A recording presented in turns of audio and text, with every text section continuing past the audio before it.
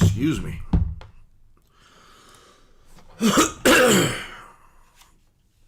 Good God.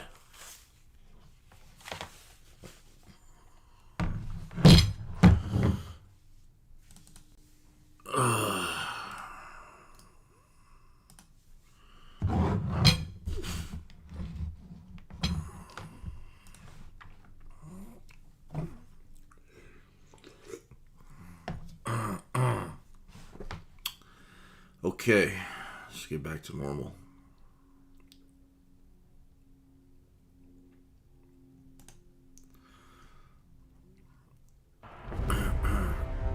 You think you know David's story. A boy. All right, y'all. So this was a very interesting moment that a lot of people seem to be talking about. And I know you see the title. I know you see the thumbnail. So let's just get right into it. And let me show you exactly what Raven said. And then let's have a conversation. All right, let's go. There's so much. Why do you think the Disney Channel alumni end up the way they are? That was your original question to me. If you want to, I mean, Nickelodeon. There's a. I can't touch a topic I don't know. Okay. Well, yeah. But there's a. Well, here's what I want to say. Again, because I know only a few adult actors that have come through as children. Yeah. What's up? And they're good. Some are completely out of the business. This is true. Some of them, you know, God rest their soul, aren't with us anymore, and some of them are doing good And are scarred from the industry and will never come back. Yeah. So I mean, look, there's a ton of stuff. I mean, there's stealing of the person's money. There's like the thing of you don't even know what you're on. You're on a set like you don't even remember that part. I don't have a memory before 6, so if you did 5 years on a show, you don't remember it. Yeah. There's money stealing. There's the pressures of fame. You're 11, but you're really 37. You know what I mean? And it's like there's access to drugs. There's access to sex. Yeah, I mean it's sick, but you know there's pedos. There's all types of you know, and I haven't seen that. But like you hear more and more now, and they're like the darkness. And then if you want to go dark, it's like how dark do you want to go? How dark do you want to go? Well, I mean like. There's some God. occultism. I mean, it's up to you. It's up to you to decide what you want to share. So I think that people come out of it. You know, I applaud them because, I could almost cry. Like I worked with Amanda when she was 16 years old, and I'm sorry. I love me some Amanda. She's so sweet. She's super sweet. She's I talk to her now. Sweet. I talk to her every now and then now because I want to go like this. Her. I want to go like this. Come here. Come here into my black southern arms and give me a hug, mama, because you need a hug. She's going through it, you guys. She's going through it. I don't know what happened to her. And I just remember how sweet she was and all of the different I don't even know what was gonna happen to me. Like she was the epitome of sun. And I don't know what she's going through. And the business does that. And I know, but there's other people. It's like you're just so say what you. And it's beautiful. Why are you holding back? Like my buddy Corey. Corey's been in it since he's 3. He's seen the world that we are in, and he's doing good. Yeah. I will say this: I wasn't able to be friends with her at her heightened time. And you guys both had a similar height? We had a At similar height at a similar time, and I wanted to work with her so bad. It just didn't pan out. And then when I saw everything that happened, I was like, I need to reach out to her. I know she doesn't know me from Adam. We did a couple of things, like we did TRL together, and then we did a magazine cover together, whatever. But people like that, we just need to go and hug. We don't need to make fun of. We don't need to perpetuate whatever's going on with them. And I feel like that's the part that hurts me the most about Hollywood and the way that we've set up how to speak to celebrities. When we fall, when stars fall, we tend to laugh and point and say, I knew it, instead of realizing that there is a lot of that we have to manage that not a normal brain is used to managing. I want to add to it because I'm not saying that you're wrong. What I'm saying is when you're a young actor coming up in the industry, you young boy too, you also hit this section in your career where do I move forward or do I wait and go away? And that comes when the sexual aspect of do they see me as sexy comes, right? What is that? Meaning, so Amanda did Maxim. But she had to be 18. But still, she was a child star. Yeah. And then you have to make that bridge into adulthood, which is, are you attractive to us? And you already have that thought process when you're younger. You know what I mean? So that's why you have these moments in child stars' careers. We're like, why did they do that? But they're trying to be sexy and they're trying to do that. So not only do you have to wear all those hats, but you also, let's break it down for the people that aren't in the industry. You're going to high school. The high school that you're going to, most of the time, you started off with those people in kindergarten. And you're growing up. By the time you get to high school, that's when you get puberty. That's when things start to look awkward. But thank goodness you're just in your high school. But you know the drama that comes with that moment. When you get boobs for the first time, it's like, oh my God, I don't want to show it. Now imagine that with the whole world watching. It's just the whole world watching you go through that day when you get your period for the first time and you have to be on a red carpet and everyone's looking at you. Or pick a problem. Pick a childhood growth and then put it in front of the camera. And that was when I was growing up. Now it's like Instagram and TikTok. Do it again on small screen and big screen and tell me that you're normal in the brain. Tell me you're normal in the brain. The world's first titanium nonstick pan. It's gonna blow your hair back. I'm Mike Brigale, 3 Michelin chef, and I've been cooking for 25 years. You like badass shit? Well, here you go. This is the coolest innovation of our lifetime. The nonstick surface is made with titanium. There's no coating on it. You can't scratch it. Not to mention there's no Teflon in it. I got this pan because it's beautiful, but it's also indestructible. Your car is gonna break down before this thing. Your house will probably fall apart before this thing. This is also the only nonstick pan in the world that you can scrub with scorched earth. This is quite literally gonna last forever. I love this fucking thing.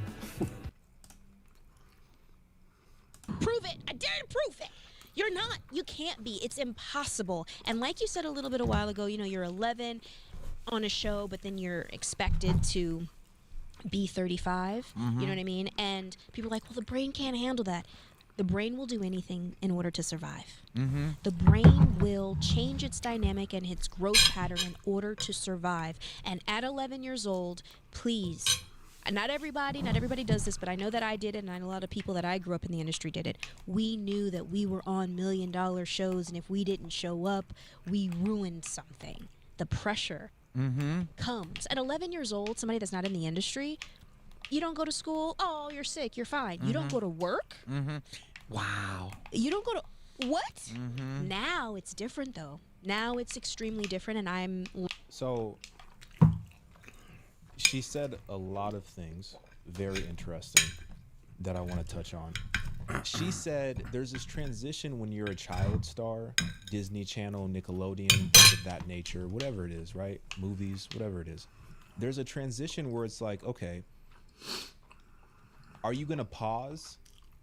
And are you going to take a step back from the spotlight? Or are you going to ride this wave into your adulthood? Because if you're going to choose to ride this wave into your adulthood, then it becomes a question of, am I attractive to them? Because whoever them they are. You know what I'm saying? Let's talk about the pronouns, they them, whoever they them are. Producers, directors, executives, casting directors, whoever they are, right? Are you attractive to them?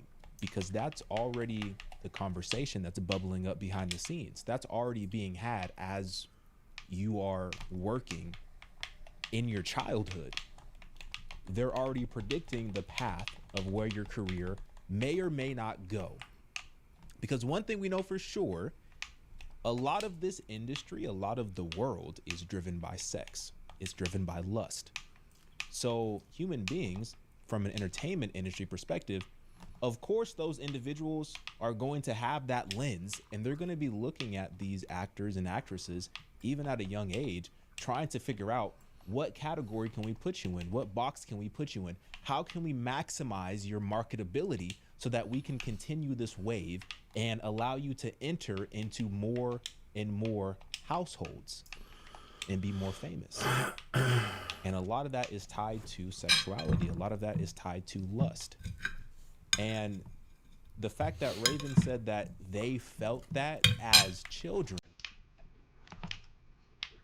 If you don't understand the rules of power, you will certainly lose to someone who does. I'm going to teach you how to be more powerful, because power leads to success. Some of the things we're going to talk about having you do are going to make you feel uncomfortable. If you think hard work, loyalty, and waiting your turn will get you promoted, you're dead wrong. If you don't understand corporate politics, people less talented than you will take your promotion. Most people wait for permission, they wait for direction, they wait to be told what to do. Power favors those who move first. Attitudes follow me. So if you want What to up? have imposter syndrome, stop acting like an imposter. I Yo, can't even imagine what she means by what that. up, Kenny?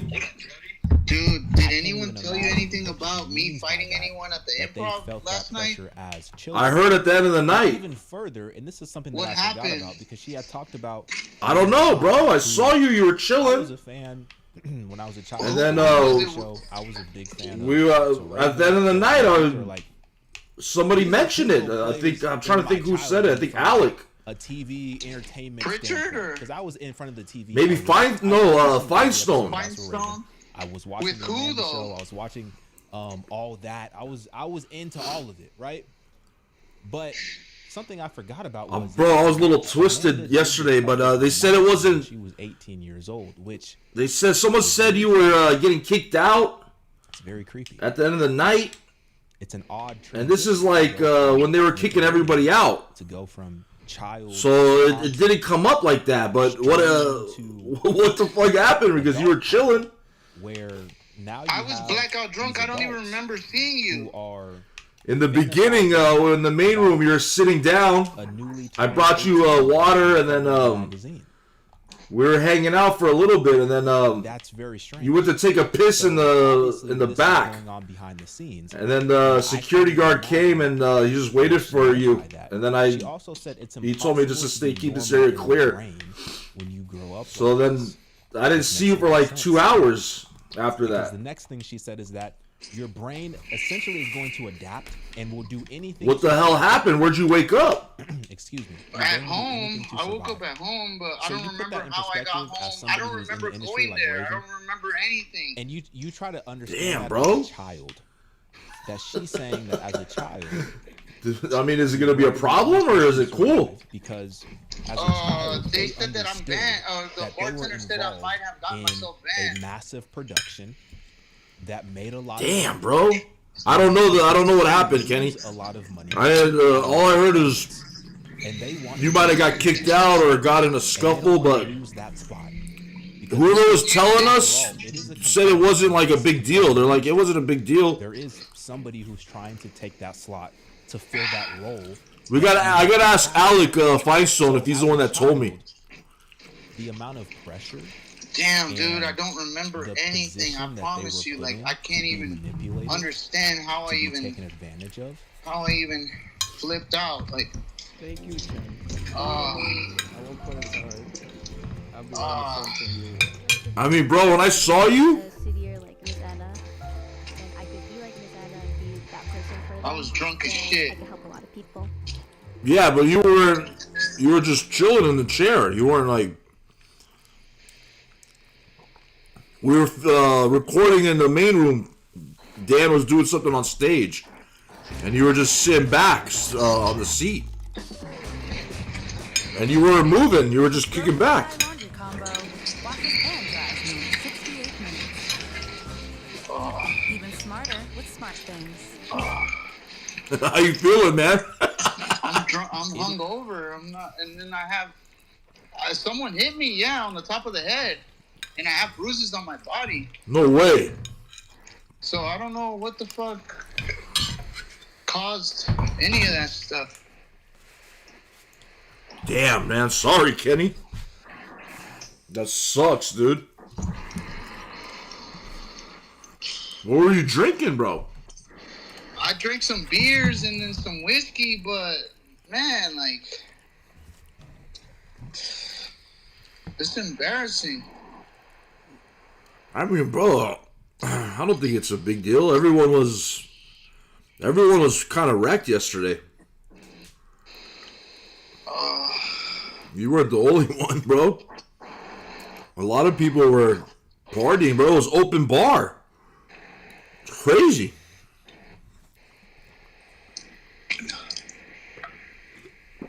Oh man. I don't think you should sweat it, bro. What are you doing tonight? I don't know. I'm bummed out. Like, fuck. Let's go to the show tonight, and then we'll talk about it with everyone who's there. If anyone remembers.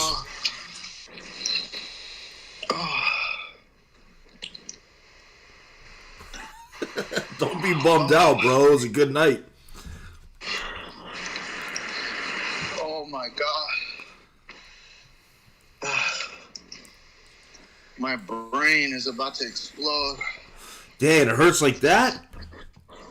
Yeah, I don't know what the I'm like, What the fuck? Maybe, yeah, bro. Maybe, take it easy then.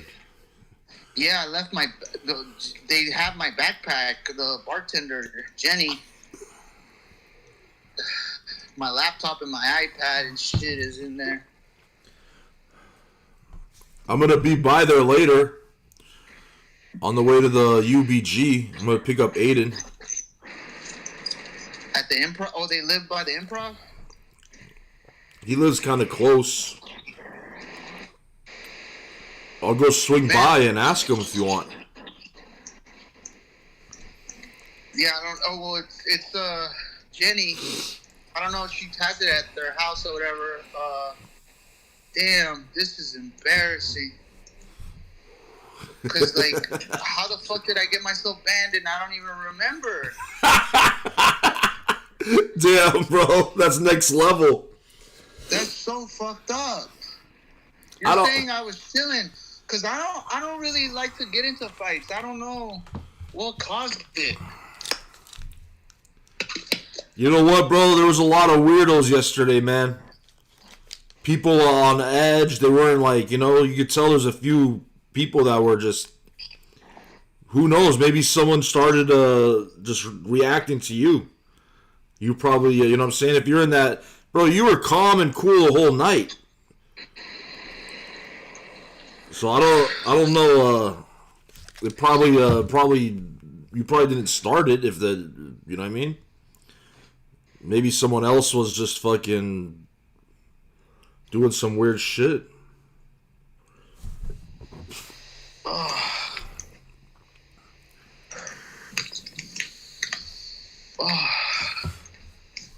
Chill out. I'm gonna head over there in like 2 hours, 2.5 hours. I'll pick you up. Just message me. If I don't message, I'm probably asleep because I just can't be awake right now. I'm like, yeah. Don't sweat it, man. You're good. Yeah.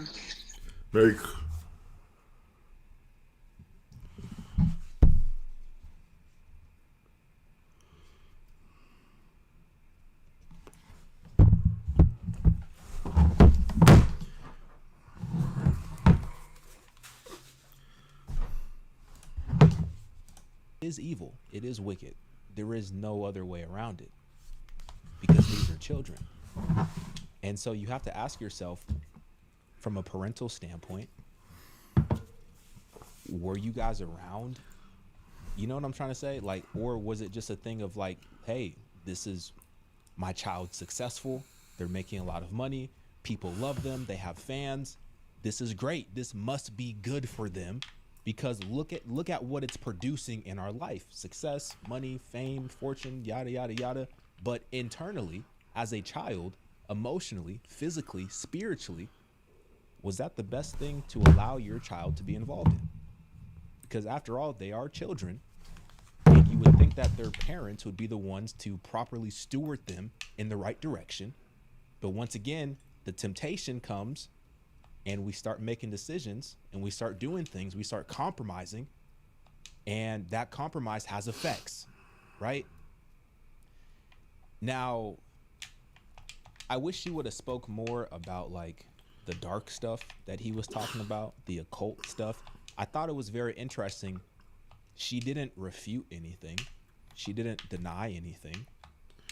She simply chose not to expand, and she chose not to elaborate on that claim. But she didn't come out and say that's not the case. She didn't come out and say that's not true. She didn't come out and say that she never experienced any of that stuff. So I think that's noteworthy. I'm not going to overly speculate, but I do think that's noteworthy because I do believe there is some dark stuff going on. I do believe that there is some occult stuff going on. I was watching this interview and the woman said she used to be a witch. Now she's a Christian. She said that the people who believe in the power of prayer the least are Christians.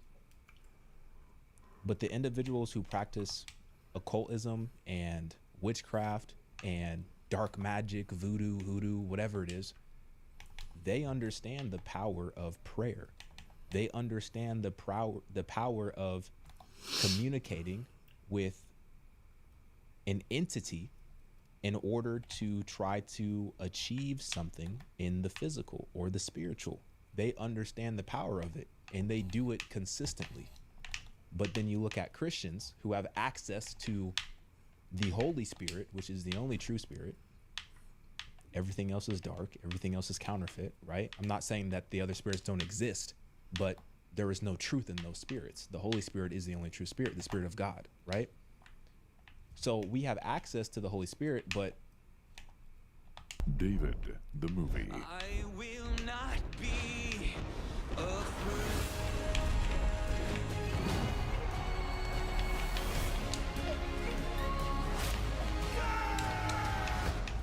Are you ready for a great adventure? I will not be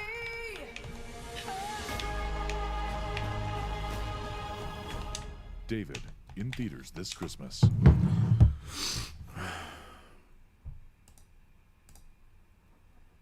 we don't pray like we understand the power that we actually have access to. Otherwise, we would be constantly in prayer. We would be in a state of non-stop prayer if we truly understood the power that it has. So you look at these individuals who practice the occult, who we've seen over countless stories, countless testimonies, countless news reports and news articles that this type of stuff is present in the entertainment industry. And we see the fruit of it. We see what it produces. It's hard for me to not believe that these individuals aren't actively involved in some dark magic, involved in some witchcraft that is essentially powering and leading and guiding the direction of what they're creating. I'm not saying that's true for the entire industry. I'm sure there's some good people in the industry. I'm sure there's some good people who love Jesus in the industry, but oftentimes we hear more about the dark stuff, and that's what tends to be exposed. So it really makes you question, and for me personally, it makes me question what it was that I was actually consuming as a child. Because like I said, I was into all of these shows. I was watching everything on Nickelodeon, everything on Disney Channel for the most part. Some shows I thought were kind of corny and I wasn't into, but a majority of them, I was watching them. I was into it. But it makes me question, what were the actual spirits behind these television programs that I was watching? There's a reason why they call them TV programs. It's programming something. It's programming you to think and believe in one direction. It's being led by something. What were the spirits behind it? Because the more that I see these former child actors and actresses speak about their experience, you know, it's hard not to believe that some dark stuff was going on. So some dark stuff is going on. They're producing and creating art in the midst of that, and then they're putting it out to the public for children to consume.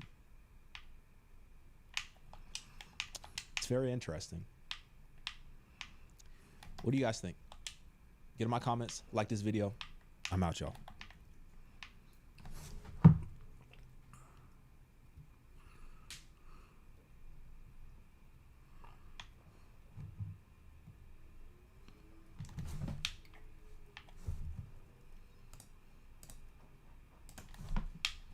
When my team pitched the idea, I thought it was impossible. A pan that sears like stainless, lasts like cast iron, and doesn't use...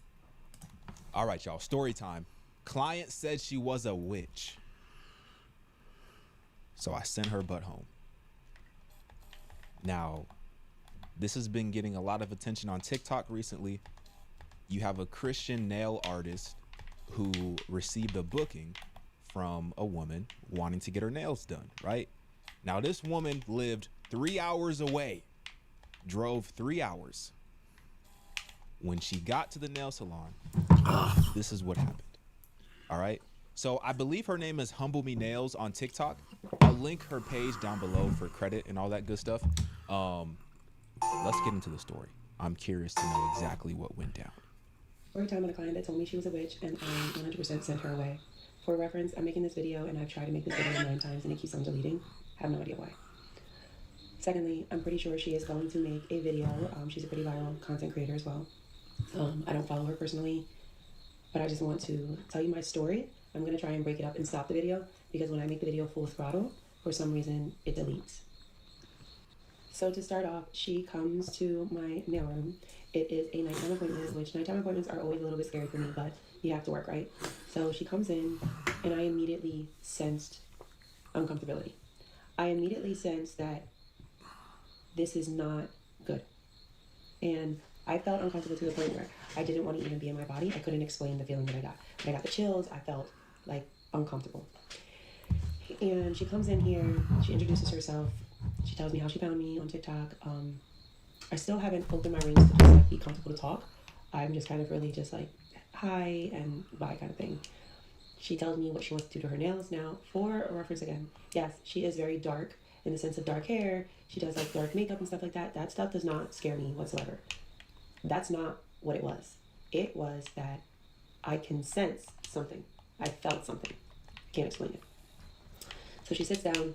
She tells me, you know, what her inspo is. And I was like, oh, well, what do you want to do on your nails? And she was just like, I have a lot of things that I have. I have like a whole board. So I'll send you like my favorites. I said, okay, you could just send them to my phone and you can, you know, go over it. She's like, do you have AirDrop? I said, no, I don't have AirDrop with like, I think I do, but I don't know how to set it up because I think it's only for my contacts. She's like, okay, she sets it up for me. She AirDrops me the photos. So 6 photos come through. Yes, I am heightened and I'm on like I'm already scared. I don't know how to explain it. But she sends me the photos. I get them on AirDrop and it pops up onto my gallery. And I see these shaped thingies. And I'm like, what did you just send me? And then she was just like, so there's 3 photos of the reference and then those 3 are sigils that I want to put on my nails. So I was just like, wait, what? And she was just like, those 3 are sigils and I want to put them on my nails. And then the reference pictures are the red and black pictures. She sent me this like Pinterest-y thing, like I don't know what she sent me. Okay. So I'll try to add it to you. No, I'm not going to do that. I'm not going to do that. But so I said, what is this? Like, I don't get it. What are you? Because I was calling it out. That's what I felt like I was doing. And you guys can call me crazy. You can call me whatever you want. I don't care. But I said, what are you? And she was just like, what do you mean, what am I? I'm like, why are we putting this on your, like, why do you want to put this on your nails? Why, I'm not doing this. And then she was just like, I'm not, like, I'm not, I was like, is this brujeria? What is this? And she was just like, brujeria, what is that? I was like, I don't know, are you doing some dark magic or something like that? Because I'm not into that whatsoever, and I'm not doing that on your nails at all. Like, I'm not. And she was just like, I am a witch, but it's not anything bad. I would let you know if it was bad. It's not bad. I'm not gonna put anything bad on my nails. I don't care. I don't care if you're gonna put something bad, or if you're not gonna put something bad. At that moment, I stopped and I told her, I'm so sorry. I can't explain to you what's going on with me. I'm not okay, and I need you to leave. I just need you to leave. I feel uncomfortable, and I don't feel comfortable doing your nails. I don't. And she said, I drove 3 hours to get your nails. Well, I'll give you gas, because I'm not doing your nails. And I couldn't explain to, like, I didn't get, not that I couldn't, I just haven't even explained to my man, like, the situation, because I can't explain what was taking place. So even when I went inside, it was just like, you don't know what I just experienced, right? So,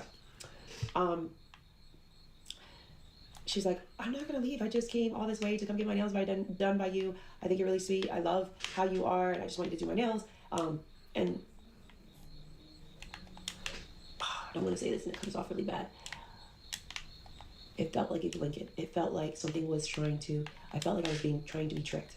I felt like it was a test. I can't explain it.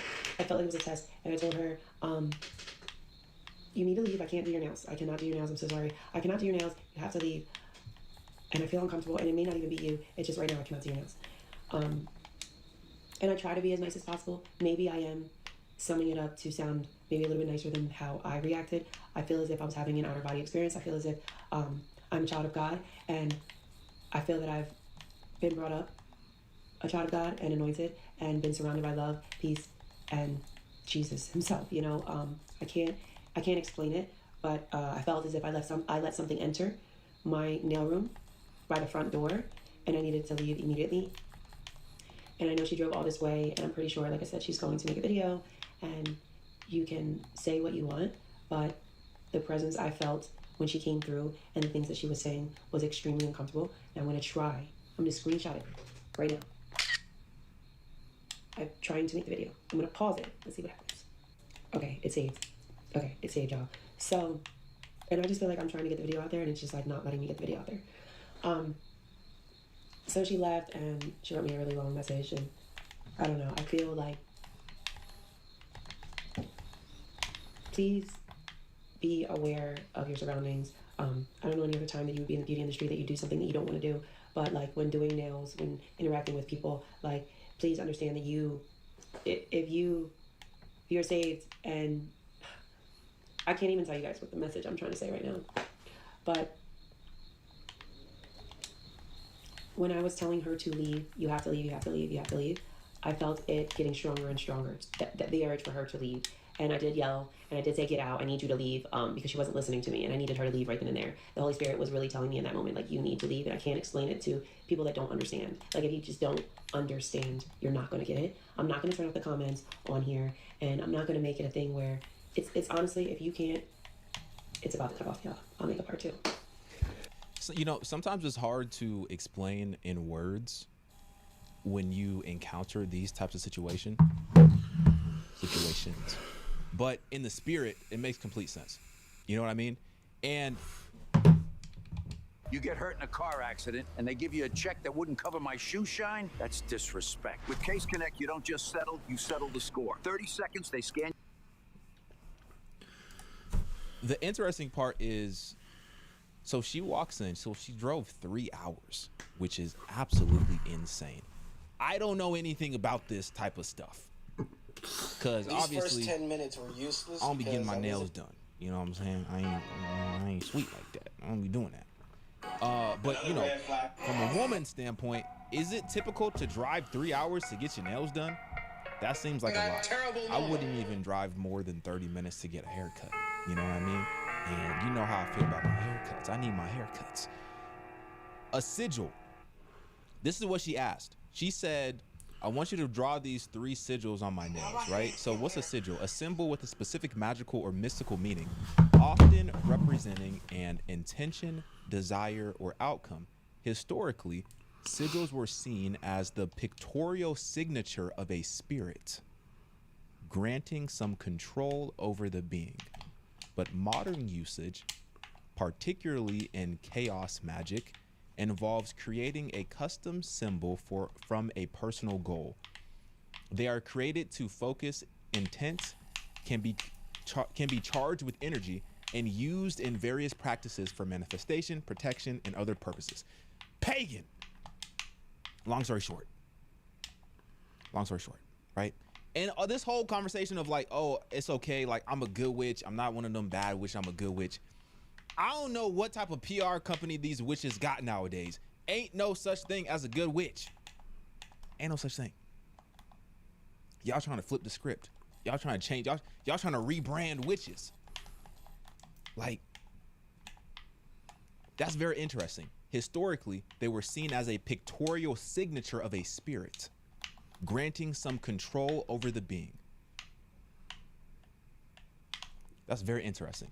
So this is what she wanted you to participate in. And I saw a comment that was very interesting. It's one of the top comments, actually. I'll put it on the screen. So this is what Jay said. Jay said, some of these commenters don't understand that her asking you to paint the sigils was asking you to participate. You don't know what they mean, and frankly, their meaning does not matter. Asking you to draw symbols that represent things that are not of God is asking you to expose yourself, and that is not a fair ask. I think that's very fair. That comment is like, that's a very fair, spot on comment. You can't sit here and ask me to participate in whatever type of mystical magic that you got going on, even if it's the quote good kind of magic that you say it is. And I also saw somebody else in the comment. What does somebody else say? Somebody else said that it's actually not that bad. Hold on. Where is it? Where is it? Here it is. So this is what Sarah said. So Sarah said sigils are not always bad. They can be for protection, abundance, manifestation, chakra aligning. First rule of Wicca is to do no harm, and any evil that is done is sent back to sender tenfold. I understand that you felt uncomfortable and the vibe was off, but please don't see Wiccan as a bad thing, because it's mostly nature and giving thanks to the earth for the abundance it gives us. It's not Satanism, but I'm sorry you felt that way. Listen, you're giving thanks to the earth for the abundance that it has given you. You understand that the earth is creation. Why are you sitting here bowing down and worshiping the earth when you could give praise and thanks and honor and worship to God, the one who created the earth? So you're creating idols for yourself, right? You're saying it's not that bad. It's for protection. It's for abundance. It's for manifestation. It's for chakra aligning. Okay, but did you check with God? Because God's a protector. Did you check with God about, abundance that you speak of? Because God's a provider. Did you check with God about this manifestation? Because maybe the thing that you're trying to manifest is actually not even good for you in the first place. Maybe you weren't meant to manifest and obtain that thing that you're striving towards. Maybe it's going to do more harm than good. From a chakra standpoint, listen, this is all just pagan stuff, dog. Like, if you ain't aligned with God, if you don't tap in with God, if you do not seek him first in all that you do, then you are going to be out of alignment. There's no amount of chakra aligning that you can do that's going to get you back in alignment if you're not aligned with God. So anyway, this whole argument of like, it's not bad, it's good. Frankly, it's just deception to justify the idols that you have created in your heart. That's all it really is. It's just deception. And the reason why you don't want to follow God, because God offers everything that you're seeking. God has that for you. And he has the perfect goodness of all those things that you are seeking, because he is perfect and he is good. God has that for you. But you also understand that if you're going to seek God, there's a certain submission that is required. And most people don't want to submit. Most people don't want to follow God. They want to lead. They want to be their own God. And they want to try to figure it out with their own wisdom and understanding. So although you say it's not Satanism and you say it's not bad, if it's not rooted in God, then ultimately it's going to lead you astray. And you're going to end up further and further away from God. And as we all know, we don't get to live forever here on this earth, that is, right? In this current form. We will pass. We will all experience death at some point in time. And there is only one who defeated death and offers eternal life. It's not the Wicca. It's not the manifestation. It ain't the chakra aligning. You ain't finna stand before God and say, but my chakras are aligned. You know what I mean? Like, I'm sorry. I'm not trying to be rude. It's just like, yo. Somebody else said, just more proof that us witches are more accepting of other people and their religions. And FYI, witches are not evil. I spend my time helping and doing things for others, never harming anyone. It's just deception, though. It's just because if you don't know the one who is truly good, then you don't actually know what good is. You don't have a proper reference of what good is, because you don't know the one who is truly good. So when you talk about this, you know, just more proof that us witches are more accepting of what? I don't want to be accepting of something that is false.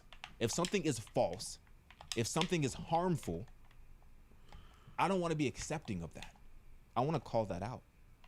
I want to lead people in the right direction.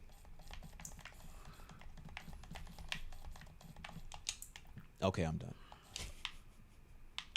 I'm done. What do y'all think? Get in my comments, like this video. I'm out, y'all. If you live in a California zip code and have 0 DUIs in the last 5 years, listen carefully. I was an insurance agent for 30 years, and what I'm about to tell you could save you up to 80% on your auto insurance. Here's what the industry doesn't want you to know.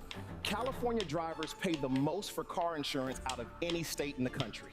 As we all know from the recent 2025 leak, insurance companies are now in trouble for overcharging good California drivers by as much as 80% for the same coverage. We call drivers in this state gold tier clients, the ones we fight to keep because of inflated commissions. But here's the dirty secret. If you're in California, they won't let you know you can lower your rate now, and they are happy to keep overcharging you. My neighbor Jessica from San Jose, perfect record, was paying $180 a month for 15 years. I told her, try out my new website. She found the same coverage for $72.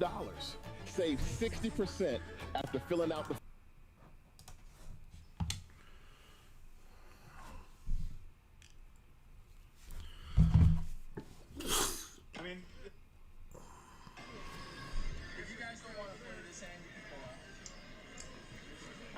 That's illegal to kill my hand, just letting you guys know.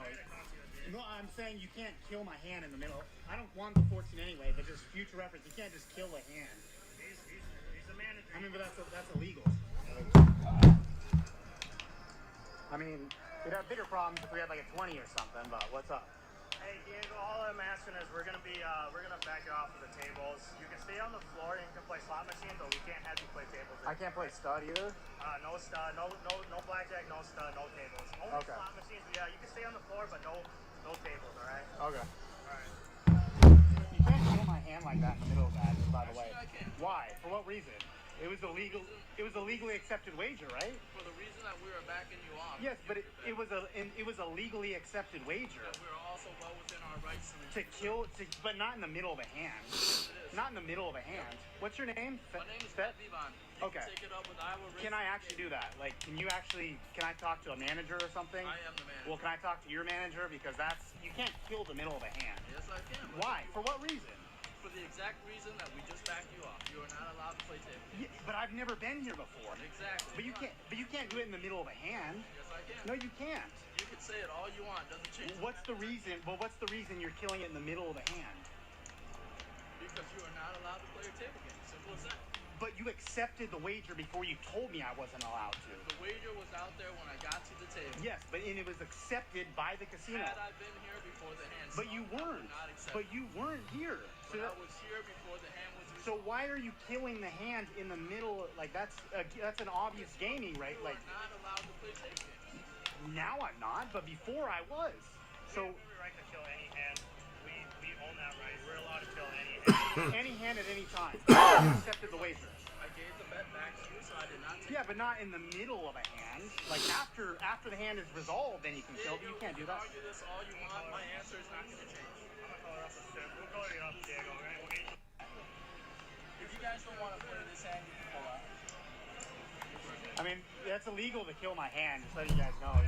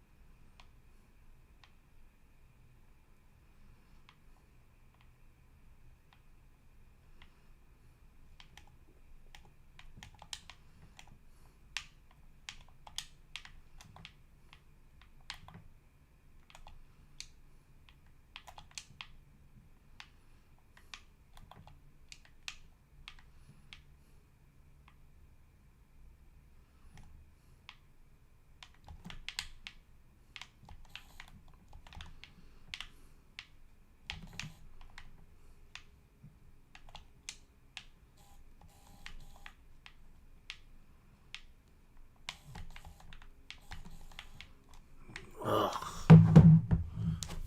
Piece of crap.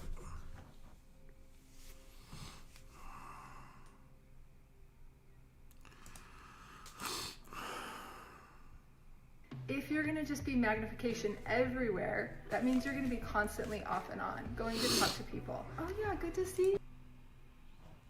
All right, y'all. He sold his soul in order to become a successful rapper.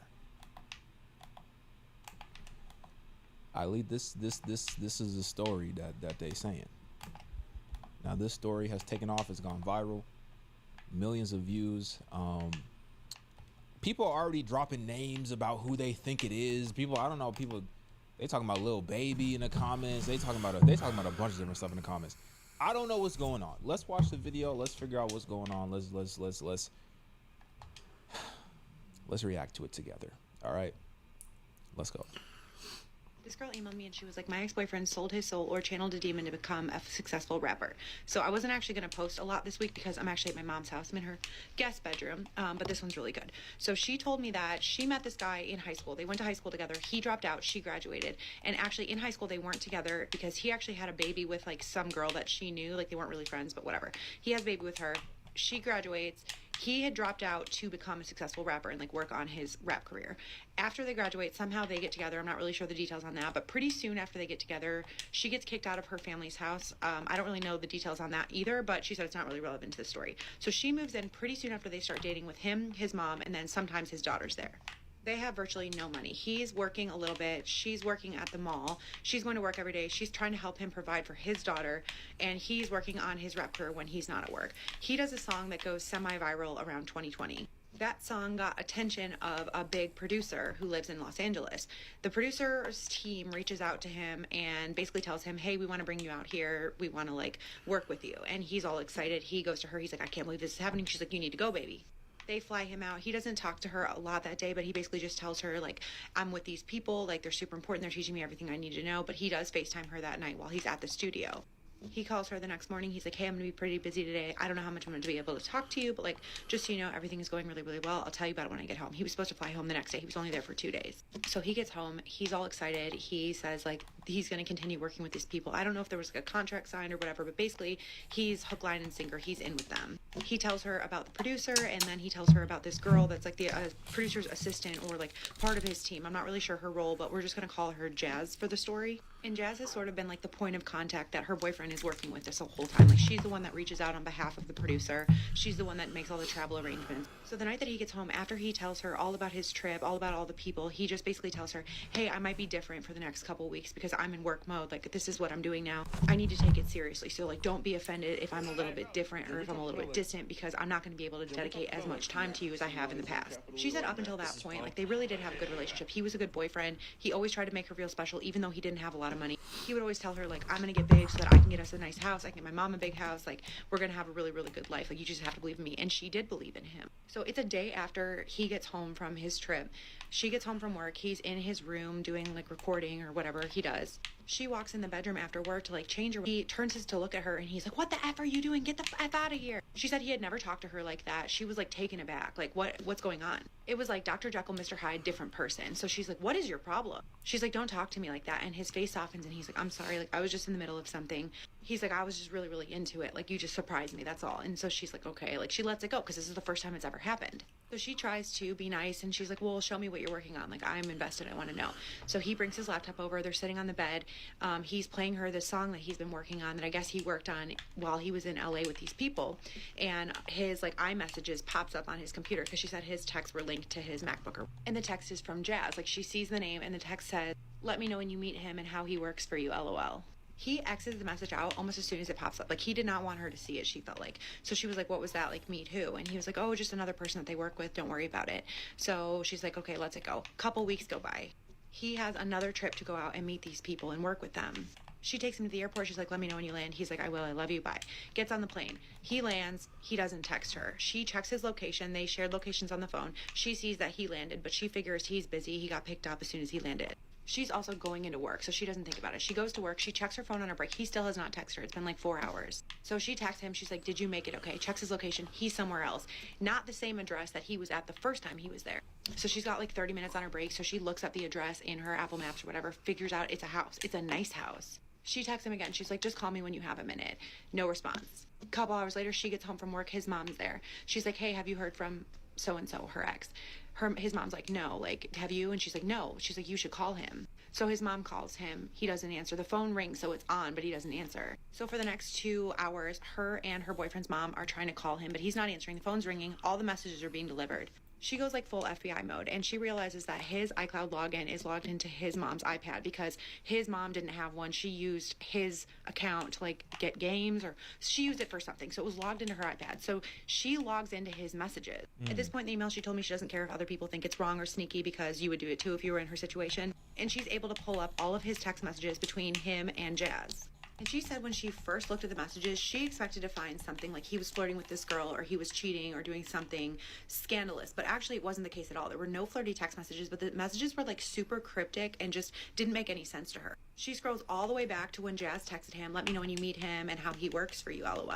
To which her boyfriend responded, I did meet him. He's already here. She said she couldn't make sense of a lot of the text messages, but there were other things that stood out to her. Like one text said, "Don't forget to practice what we taught you. Have you practiced today?" There was another text that was sent at like 7 a.m. one morning when he was home, so not in LA.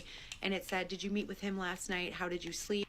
And there was another text because he had sent her a song clip that he was working on. And she had responded to the song clip saying, "I can hear his influence clear in this one. The two of you are doing great things together. I'll send this to so-and-so, the producer, and I can't wait to see what the three of you do." So clearly they were talking about this other person that she had no idea who they were referring to, because it wasn't the producer, it wasn't her boyfriend, and it wasn't Jazz. But he had been at home. Like, there was nobody else involved with this process. So she checks his location again. He's still at that same house. He doesn't respond to her that whole night. She doesn't sleep at all that night. He finally calls her around 7 in the morning. He's like, "I'm so sorry, baby. Like, I was working. I was learning how to do all this stuff. Like, we were at the studio late." She's like, "I know you weren't at the studio. Look, I can see your location." And he's like, "Oh, yeah, like, we were at his house." He tells her basically that he has another studio at his house and that they were mentoring him pretty late into the night. So he's there for a couple more days. He talked to her the whole time. She didn't get any weird vibes or anything. She picks him up a couple days later when he flies home. He gets in the car from the airport. He leans over to hug her. He pulls away. She notices like 3 burn marks on his arm. She said she would have thought it was like from like a straightener or like a curling iron, but it was like right in the middle of his forearm, like right here. She's like, "What's this?" He's like, "Oh, I scratched myself." She's like, "It looks like a burn." He's like, "No, I scratched myself." He brushes it off. He's like, "Oh my God, the biggest things are happening. Like, I'm going to be able to like, get us this house. I'm going to be able to get my mom a house." Basically, he's so excited. She doesn't want to ruin his thunder. So she's just like, "Okay, cool." They get home. She's all excited. She thinks they're going to have like a nice night together because she hasn't seen him in a few days. And he pretty much shuts himself immediately in the room. He's like, "I have to work. I have to do this stuff." He doesn't really come out the whole night. She goes in the room later to check on him, to like hang out. He's already asleep in bed, but he's like mumbling in his sleep. She tries to wake him up because she's like, "I want to hang." He mumbles louder, but she said it wasn't real words. It was like not even a real language, but he was just making these noises with his mouth. She just gets in bed next to him. She tries to fall asleep, but his mumbling intensifies. She's having a hard time sleeping. She finally falls asleep. She's woken up before the sun comes up because he grabs her in his sleep and he says, "You can't take her too." She wakes him up. She's like, "You're dreaming." He wakes up. He's like, "I'm sorry. I don't even know what I was dreaming about." They fall back asleep. At some point in the night, he wakes up again and basically tries to like force himself on her. She basically tells him, "No, I'm sleeping," to which like he had a bad reaction. She said she looked at him. His eyes were fully open. Like he was awake. She's like, "What are you doing?" And he then like snapped out of it. And he was like, "I'm sorry. I must have been dreaming." Over the next couple of weeks, his anger and his temper intensifies. He's pretty much always locked in his room working.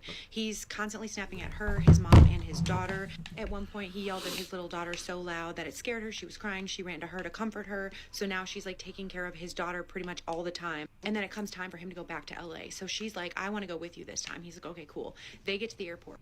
Board the plane. He brings a water bottle that he bought at the airport onto the plane. He gets up before the plane takes off to go to the bathroom. While he's in the bathroom, she takes a sip of his water. He comes back, sees that she took a drink of his water bottle, and he just like flips on her. And he's like, "He didn't say that you could have any of his water." And she's like, "Who? This is yours." And then she said it was like a change again. Like she saw his eyes change and he was like, "I'm sorry, like you can drink my water." Then she's like, "Okay, this person has like split personality." She lets it go. They get there. She goes to the studio with him. Everything's fine. She meets Jazz. Jazz is really, really cold to her, keeps talking to her boyfriend, but like is like very dismissive of anything that she says. She keeps making like inside jokes with him, and then she tells him after they're done that it's time for her to go back to the hotel while he comes over for mentoring. And the girl that emailed me is like, "Absolutely not, like I'm going with you." Boyfriend looks torn. He's like, "Yeah, I'm just gonna bring her, like we'll drive separate. We're gonna go back to our hotel first and then we'll meet you guys over there." They go back to the hotel. He's trying to convince her to stay at the hotel. He's like, "You really don't want to be over there while they're just giving me tips and tricks about the industry?" She's like, "No, I want to go." They go back and forth for a little bit. Finally, he's like, "Okay, you can come, but there's something I have to tell you. Every time I've been out here, we've been doing rituals. They showed me something that I can do to channel a better part of myself." And she said immediately she did not like this. Red flags, because she believes in God. She doesn't think that you should be channeling anything. She tells him that. He's like, "No, but like look at my life since I've started doing it. Like everything is getting better." He said basically, "I have to turn him on when I work, and that's the only way that we're going to be successful." He said, "You believed in me then, believe in me now." She goes, "I don't want any part of this." She decides she's going to stay at the hotel while he goes over there. He doesn't come back to the hotel that night. He did go on to be relatively successful at music. She ended up breaking up with him because she couldn't deal with his like personality changes. She did give me the details of their breakup, and then he went on to date Jazz. If you want those other details, I can provide them, but I was running out of time, so tried to get the juicy parts of the story in this video. I don't know, I always just feel like the devil selling stories are like the creepiest ones that I get on here, so keep. All right, I believe it because you go just as like. Let me slow down and actually think. People in the industry and just people in general, they seek spiritual guidance. And what we know is that if you are not seeking the only one who is true, Jesus Christ, then any other spirit that you are seeking apart from Jesus Christ, is apart from God, apart from the Holy Spirit, any other spirit that you are seeking is a lie, is demonic. But here's the thing, there still is a certain amount of access, there's a certain amount of power, so to say, that individuals can tap into by operating with these demonic spirits. That is true. So, you know, as she was telling this story, I'm thinking in my head like, oh, they're probably doing some like type of demonic like rituals or something like that. They're probably doing some pagan demonic type of ritual, some witchcraft, something like that, to channel some sort of spirit to give guidance and wisdom in the form of success. Like I very much believe that that is true and that is the case and that is possible. Like I very much believe it, especially when you just look at the music industry as a whole. Now, I'm not trying to say everybody who is involved in the music industry is demonic. That's not what I'm trying to say. But when you look at the industry as a whole, you look at the things that they promote, you look at the images and the lyrics and the ideas and the beliefs that they want to push on people through the music, that stuff, the majority of it is not of God. It's actually completely opposite of God, right? So it's not hard for me to believe that this type of stuff happens. As far as like selling your soul and whatnot, you can't sell your soul because your soul is God's. You know what I'm saying? Like God is the final judge. God has final say. God has final say. You know, people give the devil so much power. Like, stop giving the devil so much power. Stop giving the devil so much power. He don't deserve all that power that you're giving him. Like, you can sell your soul to the devil.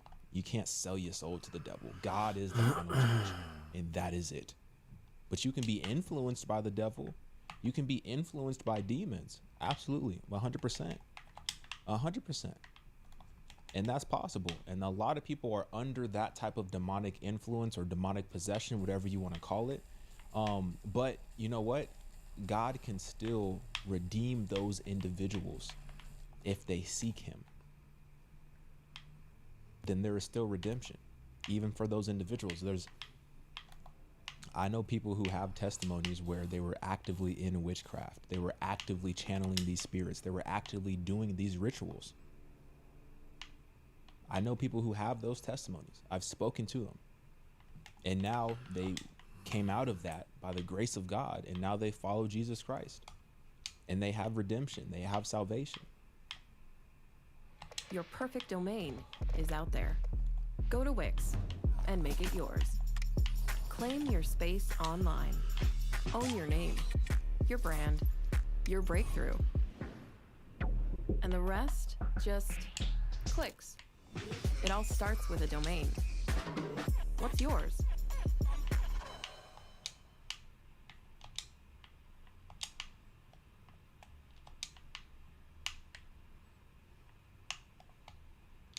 But like I said, and this kind of goes back to the last story that I was talking about with the, what's that group? The Harlem Gospel Travelers. It goes back to them. It's like, bro, when you start doing this type of stuff, when you start dabbling in this witchcraft, when you start dabbling in these rituals, when you start dabbling in all this type of demonic stuff, when you start to receive a certain amount of success through operating with these spirits, and you start to think that it's working for you because now you have a platform, now you have, you know, fame, now you got a little bit of bread in your pocket, like you start to think like, oh, this stuff is working. And then on top of that, the world is giving you validation, right? They're giving you validation. Now you start to feel like, oh, this is the right way. This is the right path. Because before, nothing was working out for me. Now, you know, I'm following these rituals. I'm doing this stuff. I'm doing whatever. I'm the law of attraction, manifestation. Like, I'm doing all this stuff and it's working. And you start to idolize that type of stuff. Then you start to worship it. And then you start to think that that is the true way just because of what you're getting here on earth, forgetting that you have an eternal life. You have an eternal life. You ain't gonna be here on earth forever. The devil can only give you a dying offer. That's it. You want some money, you want some fame, you want some fortune, you want some women, what do you want? The devil, all right, here you go. You can have it. Take it. Okay. All those things are passing away. The devil only has a dying offer to give you. But with God, you have the opportunity to receive eternal life. But a lot of us are foregoing that opportunity in order to indulge in the things of this world, the things that we cannot take with us when we pass away. Anywho, people talking about a part 2 and whatnot. I don't really need a part 2. I don't really need a part 2. It would be interesting to know who this individual is. That would be very interesting. But yeah, man, let me know what you think. Get in my comments, like this video. I'm out.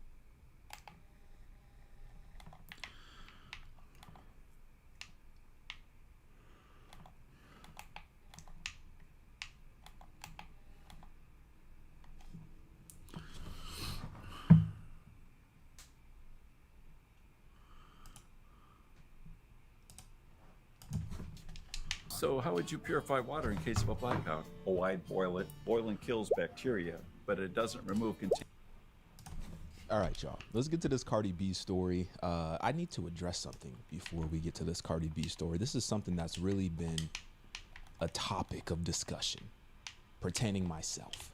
All right. So I have to address this before we go any further. I would be a lot louder, but my son is asleep upstairs, so I can't go crazy how I would normally go crazy. But let me just say this. I'm looking you dead in your eyes. You will not find a single bubble in my bath. Not a single bubble in my bath. All right? Straight magnesium. That's it. I don't be chilling in the bath with a Santa Claus beard of bubbles. That ain't how I get down. All right? So for those of you who like to, make jokes and play games in the comments, ain't no bubbles in my bath. I ain't one of them, you know what I'm saying? Oh, I ain't one of them fruit salads. I don't like fruit salad.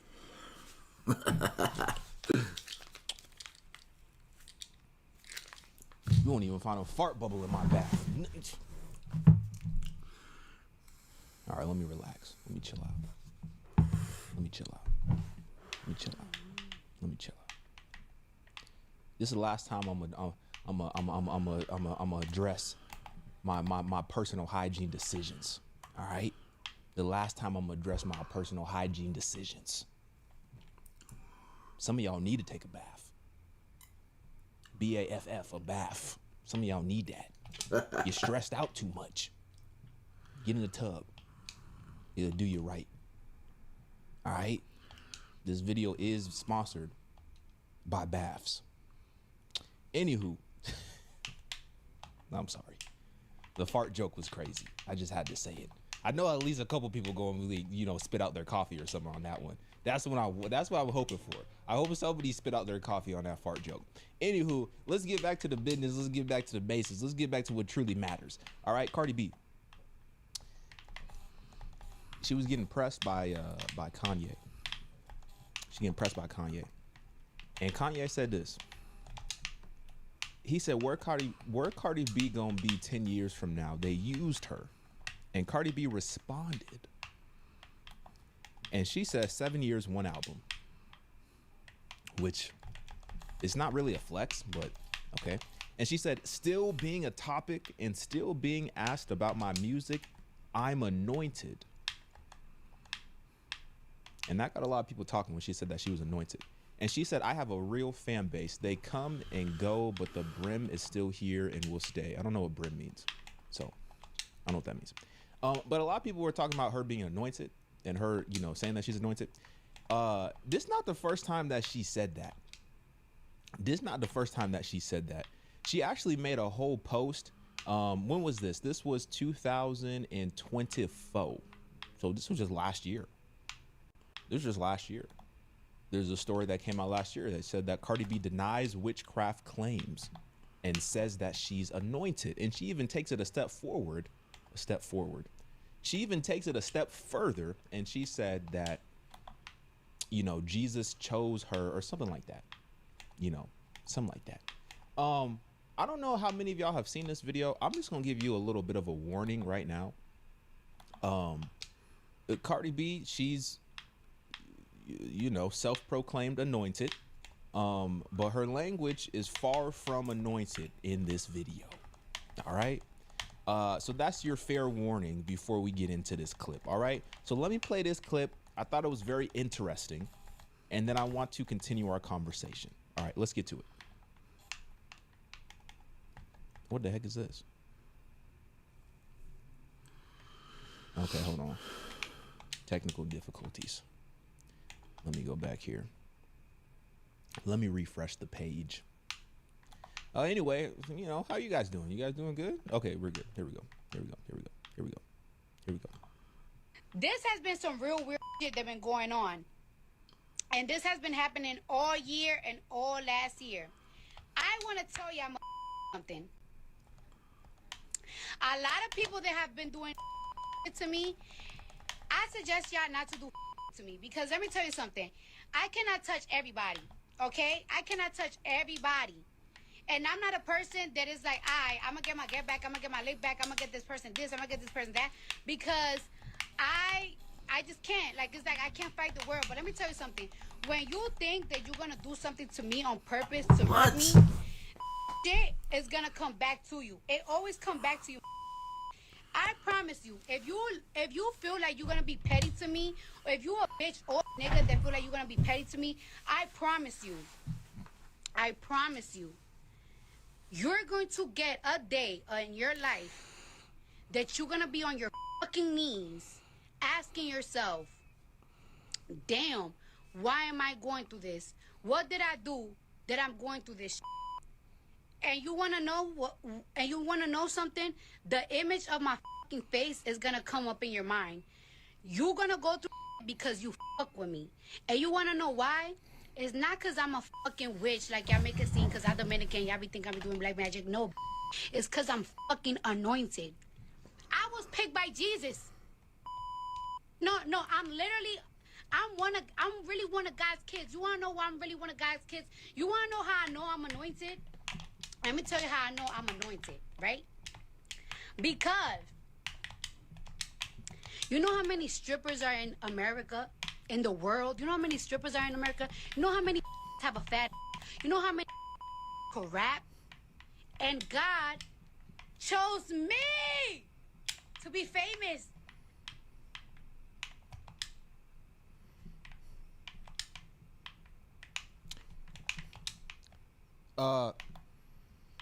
Okay, so her justification as to why she's anointed is because there's a lot of scrippers in the world with similar attributes. And out of all the scrippers with similar attributes that can rap, God chose Cardi to be famous. That's how she knows that she is anointed. It's a very interesting justification. It's incorrect, but still interesting how people come to these conclusions about God. People believe that God is going to bless you or anoint you in order to do the opposite of his will. Let me show you something. Y'all remember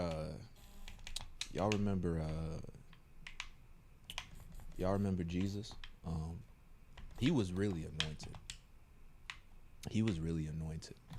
And Jesus said this. This is Luke 4, verse 16. Jesus said, Luke 4:16. And he came to Nazareth, where he had been brought up. And as was his custom, he went to the synagogue on the Sabbath day, and he stood up to read. And the scroll of the prophet Isaiah was given to him. He unrolled the scroll and found the place where it was written. Verse 18, Jesus, the Spirit of the Lord is upon me, because he has anointed me to proclaim good news to the poor. He has sent me to proclaim liberty to the captives and recovering of sight to the blind, to set at liberty those who are oppressed, to proclaim the year of the Lord's favor. This is the most, this is the coldest part right here. That part, that was cold also, but what he did next, he rolled up the scroll, he gave it back to the attendant, and he sat down. And the eyes of all in the synagogue were fixed on him. So imagine, he gets up, he's handed the scroll from the prophet Isaiah. He reads this specific prophecy from the prophet Isaiah. He sits down. Everybody in the synagogue is glued to him, right? And he says this, today, this scripture has been fulfilled in your hearing. That's cold. And he was truly, ain't no discussion, ain't no debate. Jesus was anointed, and he proved it. And he proved it. He fulfilled the prophecies. He proved it, right? He proved it. So, you know, when we sit here and we say that we're anointed just based on the fact that we're famous, we're completely missing the point. To be anointed, you're implying that you are set apart by God to do his work here on earth, right? That's what you're saying. Simply being famous does not mean that you were set apart by God. Because you have to take a step back and examine the work that you're actually doing with that platform. Matthew 5, verse 13. You are the salt of the earth, but if salt has lost its taste, how shall, yeah, I said that right. How shall, tomato, how shall its saltiness be restored? It is no longer good for anything except to be thrown out and trampled under people's feet. Verse 14, you are the light of the world. So what can we do, right? If you're saying that you're anointed, are you doing the will of God here on earth? Are you giving light to the people who are in spiritual darkness? Are you offering them light? Are you allowing God to make his petition through you to reach people here on earth? Is it more about you, or is it more about what you want to do in order to honor God and bring people to Jesus Christ? There's a difference, right? You are the light of the world. A city set on a hill cannot be hidden, nor do people light a lamp and put it under a basket, but on a stand, and it gives light to all in the house. In the same way. Wait, what's this box? Remember that survey I filled out? They actually sent something. They really sent it. I can't believe it. All that from a survey? No way. Now we don't have to buy it. I know, right? Listen to this. Want a package like this to show up at your door? Then don't wait. Tap right below and start your survey. Just a few quick questions, that's it. At the end, you'll see what's waiting inside your box. Click now before it's gone.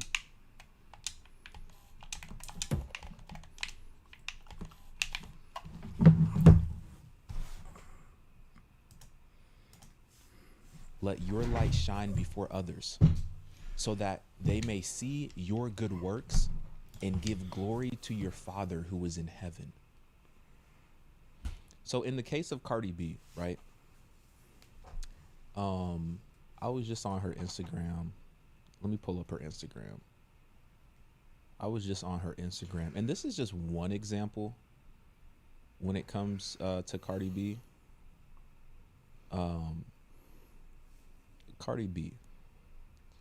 This is just one example. This is just one platform, right? 163 million followers.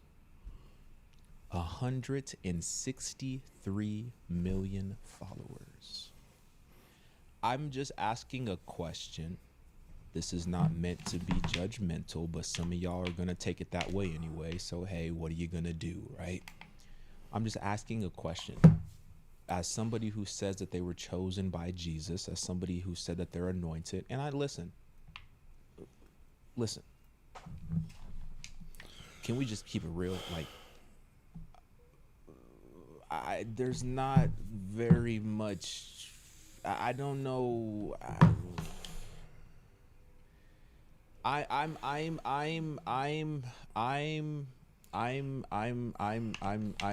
struggling to see how. Okay, I don't know if I can even. You just ruined my whole video, Cardi. This is supposed to be the anointed one. This is supposed to be.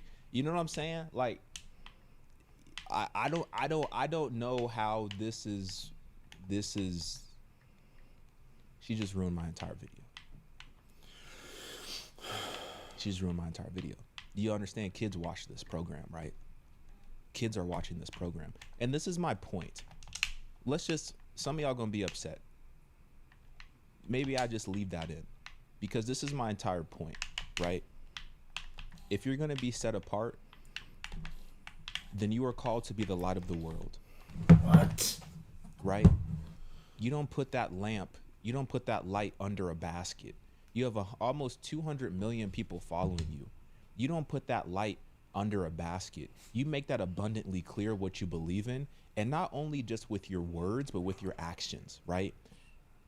So that they may see your good works.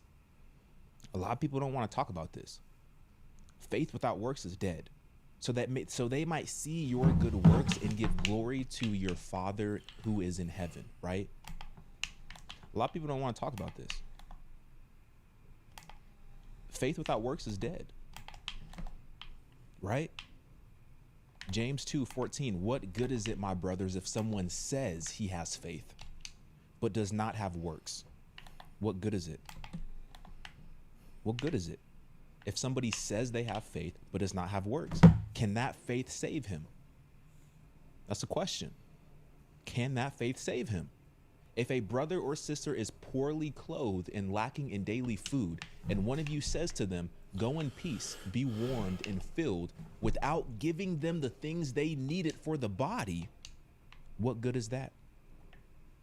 So also faith by itself, if it does not have works, is dead. Stay with me, because a lot of y'all might be confused. But someone will say, you have faith and I have works. Show me your faith apart from your works, and I'll show you my faith by my works. You believe that God is one. You do well. Even the demons believe and shudder. Do you want to be shown, you foolish person, that faith apart from works is useless? Question mark. Was not Abraham our father justified by works when he offered up his son Isaac onto the altar? You see that faith was active along with his works, and faith was completed by his works. And the scripture was fulfilled that says, Abraham believed God, and it was counted to him as righteousness, and he was called a friend of God. You see that a person is justified by works and not by faith alone. And in the same way, was not also Rahab, the prostitute, justified by works when she received the messengers and sent them out by another way? For as the body apart from the spirit is dead, so also faith apart from works is dead. The works don't save you. Your good works don't save you. there's no good works that we can do that are going to save us. This is not, you know, these other religions where you have to stack up your good works and then judge, and then God is going to look at and be a judge of how many good works you have as opposed to your, you know, bad works. And if you have more good works than bad works, then you'll get in. That's not what we're talking about here. That's not what we're talking about, because we're already cooked. The Bible says that we have all fallen short of the glory of God. We have all sinned. We're already cooked. Like, we can't go back and erase that sin. We're cooked, right? So we need grace. We need forgiveness. And our salvation is only found in the finished work of Jesus Christ on the cross. But if you say that you have faith, that faith that you have is going to compel you to do good works here on earth.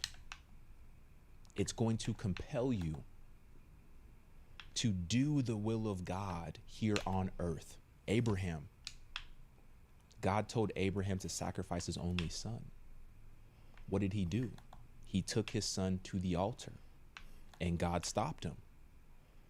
That faith that he had in God, that trust that he had in God, it led him to do what God was telling him to do, right? It led him to do that. The faith that you have should compel you to do good works. That faith that you have should compel you to be set apart, to be the salt of this earth, to preserve spiritually the people who are here on this earth. So from Cardi B's standpoint, she's got almost 200 million people following her, right?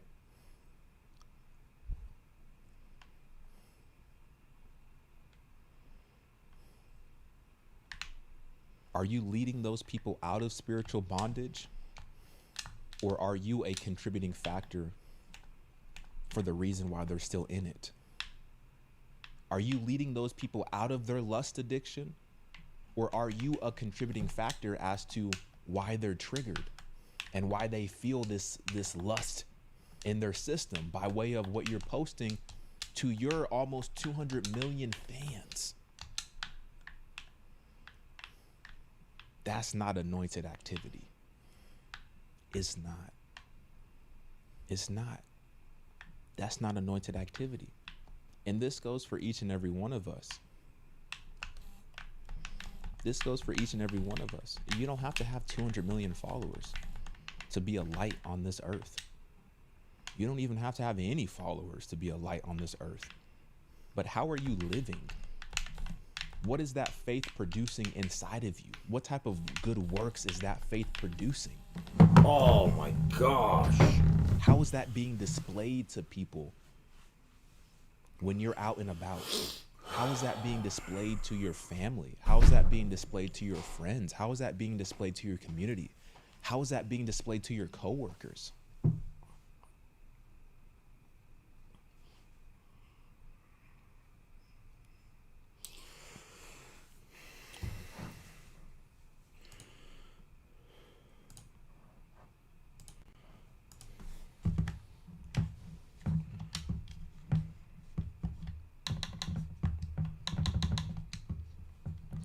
Look, man, I pray that she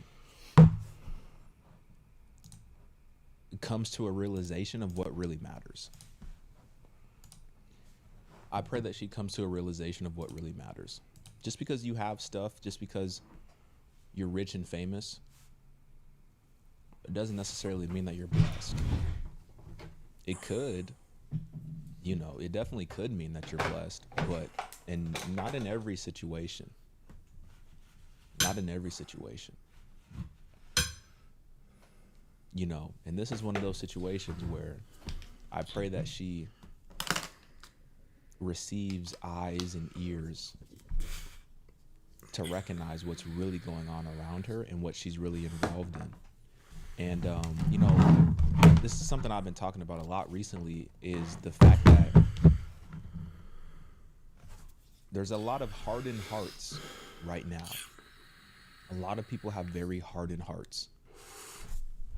And when you have success, when you're getting money, when you're getting all these fans, when you're getting all this attention, when you're getting all this praise and worship, it's easy for your heart to become hardened to the one who truly deserves the praise and worship.